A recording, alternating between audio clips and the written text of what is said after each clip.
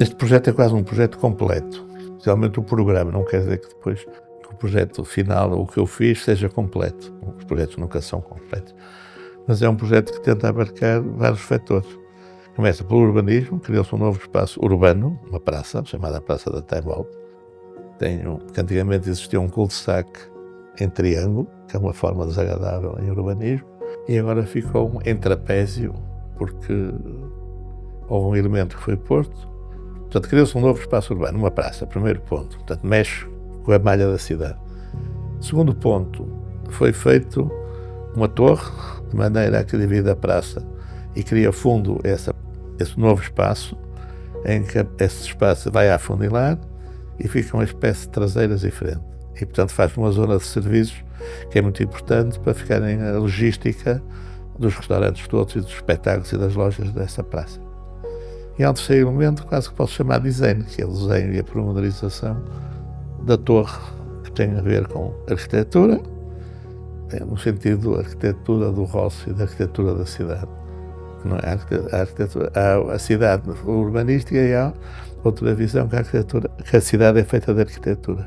Gostei imenso de fazer este projeto. Também não é todos os dias que aparece um elemento destes.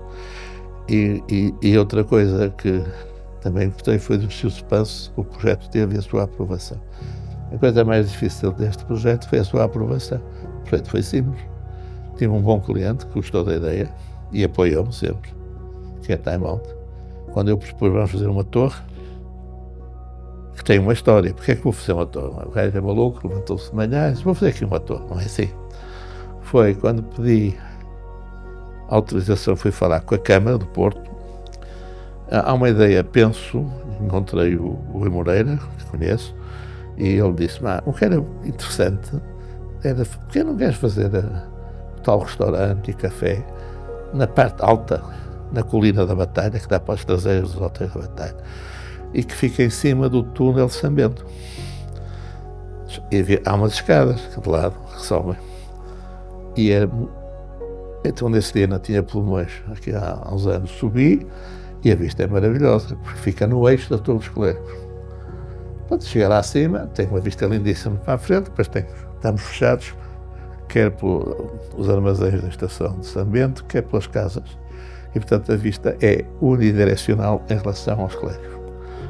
Pensei assim, se isto for, sobrevirmos isto, temos mais vista. Entretanto, a CP, as Infraestruturas de Portugal, não deixou fazer nada porque o túnel não está em grandes condições para se pôr um edifício em cima. Isso é, esqueça, mas ficou sempre esta ideia da vista à torre. Então disse, também, já que não faço por cima do túnel, avanço e faço em terreno firme, que fico com dois espaços, a tal praça pública e atrás uma retaguarda de serviços. E fui subindo. E toda a gente a criticar, cuidado, não podes passar a cota da estação, porque a estação é património da Unesco, também estas coisas. Há muita ideia de tudo que se faz é pior do que o que existe. Eu não quero ser pretencioso a dizer vou fazer melhor, porque eu não sou melhor nem do que o Marcos da Silva. Não? Agora, não posso, conforme cada época, ficar omisso a não fazer nada porque está lá um edifício que faz parte de um património da Unesco que é a Baixa do Porto. É evidente que fica-se mais apreensivo, dá mais limitações, dá mais inquietações, porque uma coisa é fazer um edifício na Trofa, que é tudo mau, e outra coisa é fazer aqui um edifício em São Bento. E quando comecei a fazer maquetes, percebi que a vista do tal mirador ou restaurante, que era só para a estação, só para a Torre dos Clérigos, e que para a direita era um grande telhado, bonito, porque gosto de telhados. Não faço telhados, mas gosto de telhados.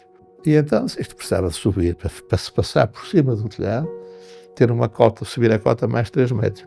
Isso tinha sido já muito complicado a provar tal como estava, achando um atrevimento, entrevista, porque é que faz uma coisa tão alta? Eu até tive que dizer na brincadeira, eu nunca vi uma girafa baixa. Ou se faz ou não se faz. Não se faz uma girafa com 6 metros de altura, ou 3 metros. 6 metros faz.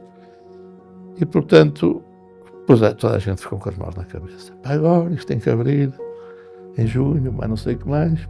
Esse tipo resolve subir 3 metros, se faltava isto. O que é certo é que, felizmente, as pessoas perceberam porque eu queria subir 3 metros. Primeiro, toda a gente dizia que ela estava abaixo. Fiz conferências aí, não sei o quê, e mandava mensagens para o telemóvel dizer: a torre é muito bonita, mas se fosse mais alta ficava melhor e mais elegante. Toda a gente dizia isto. E nem sequer falavam das vistas. Portanto, eu comecei a insistir e comecei burocraticamente a insistir, a mandar isto para Lisboa, para aqui, pedir autorizações para a Unesco, e tive bastante sensibilidade e bastante ajuda. Portanto, as pessoas dizem que as burocracias são impeditivas e não sei. Quem acredita, consegue, acho eu. E forcei muito. E fui bem recebido. De tal maneira que o último papel para aquilo ser aprovado apareceu 12 horas antes da inauguração. Fiquei contente e assim se provou que a vista é muito mais interessante com mais 3 metros, tanto faz mais 21 metros com 18. Bom, esse aspecto foi muito importante. E depois esta dificuldade dá qualidade. Se uma pessoa for aprovada, no dia seguinte manda fazer e fica o que nós sabemos. E esta insistência, tem que ser assim, e mais maquetes e menos maquetes. E o engenheiro que faz isto, e depois não pode ser assim. E tem que se fazer assado, e depois tem que ser reforçado com cabos. E onde é que ficam os cabos? E depois os pormenores disto eu não quero assim. E depois eu não sei muito de estrutura, ou para dizer a verdade, não sei nada. E o que sei é atrevimento, não é? Uma espécie de intuição.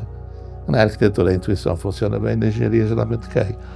Portanto é melhor não ser muito intuitivo. Felizmente, na primeira parte do projeto, e no fim, a torre, o engenheiro, que é o Adão da Fonseca Filho, percebeu a ideia e fiz os pormenores como eu gostava, que nem sempre são os mais canónicos. Por exemplo, os engenheiros eu acho que preferem as soldas, dar mais rigidez aos elementos, do que os parafusos. Eu, como estética da arquitetura industrial, uma espécie de arqueologia e tal, prefiro os parafusos, têm um efeito mais do século XIX. E então eu queria parafusos e tal. Chegamos a Bom Porto e fiquei apreensivo que aquilo ao princípio abanava, mas não tinha ainda os cabos e não tinha a laje, não tinha o peso, o lastro nos barcos. Geralmente as estações tinham depósitos de água e até tinham escrito no depósito o nome da terra, né? Mialhada, Tua, Santarém. Pronto, aqui não pude escrever porque depois as letras tapavam isto. Mas estudei bastante os depósitos de água, foram fotografados por um casal alemão de Stuttgart, que fizeram um levantamento destes depósitos. Eu comprei os livros todos, dei aulas na Suíça, havia uma livraria que eu gostava imenso, tinha imensos livros de engenharia e de arquitetura industrial. Eu gosto muito de arquitetura industrial, porque os arquitetos têm sempre uma costela artística, ou querem ser artista, então fazem sempre uma narrativa para além da construção. Eu acho que deve-se funcionar ao contrário, deve ser frio como um iceberg, deve ser a lógica da arquitetura, deve ter um princípio, o número 1, que é a construção, uma linguagem derivada da construção e que depois pode aguentar acréscimos e outras exceções que completam esse discurso construtivo. Mas nós somos chamados para dar resposta a um problema, não podemos esquecer do problema. Há muitas maneiras de fazer omeletes, não é? E havia na Suíça essa livraria, que era a Krautheimer, que fechou, é onde eu comprei uma série de livros desse casal alemão, que são grandes fotógrafos, que fizeram um levantamento de vários temas. Temas de elevadores industriais, das minas, coisas lindíssimas. Temas de fábricas, temas de poços de água. E, portanto, eu li o que gostava daquilo, porque aquilo, a primeira noção, o primeiro conceito é responder ao problema, exatamente, é um invólucro para ter água. E depois há um tipo de invólucro, quadrado, triangulado. Portanto, isso foi a imaginação. E para saber se aquilo estava bem, o que é que eu fiz? Peguei numa página desse livro e meti o meu projeto aqui. E quem olhar demora um bocado a perceber onde é que está a time-out. Isso deu-me um certo conforto, como estava aqui no escritório. Então, o que é que vocês acham? Está bem, nem se percebe, então. Bom, portanto, foi esse o tema de não fazer um objeto insólito, porque um depósito de água, neste caso um depósito de vinho, porque é uma loja, é um bar de provas de vinho,